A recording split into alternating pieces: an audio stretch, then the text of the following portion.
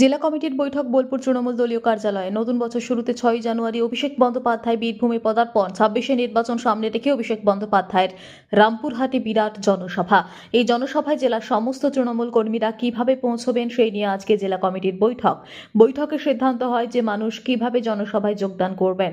বৈঠক শেষ অনুব্রত মণ্ডল সাংবাদিকদের মুখোমুখি। এই বৈঠকে উপস্থিত ছিলেন রাজ্যের মন্ত্রী চন্দ্রনাথ সিনহা, বীরভূম জেলা সভাধিপতি কাজল শেখ, বোলপুরের সাংসদ অসিত মাল, লাভপুরের বিধায়ক অভিজিৎ সিনহা, সিউড়ির বিধায়ক বিকাশ রায়চৌধুরী, কোর কমিটির আবহাওয়া অনুব্রত মণ্ডল এবং অন্যান্য বিশিষ্ট ব্যক্তিবর্গ। এছাড়াও বৈঠকে জেলার সমস্ত নেতা নেতৃত্বরা উপস্থিত ছিলেন।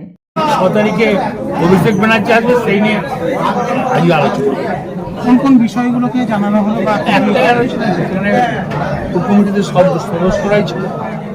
রানা সিং ছিল, বিকাশ দা ছিল, জিতমাল ছিল, সুইপ্ত ঘোষ ছিল, রবি মুর্মু ছিল, কাজল শেখ ছিল, মন্ত্রী চন্দ্রনাথ সিনহা ছিল।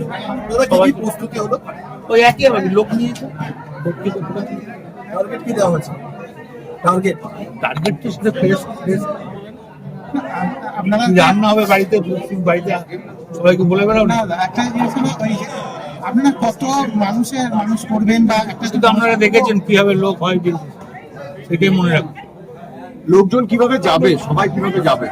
যে কেউ ট্রেনে যাবে, কেউ বাসে যাবে, কেউ ছোট গাড়িতে যাবে, যাবে লোক। কেবল কি বীরভূম থেকে লোক আনবেন না বাইরে থেকে লোক আসবে বলে মনে হচ্ছে?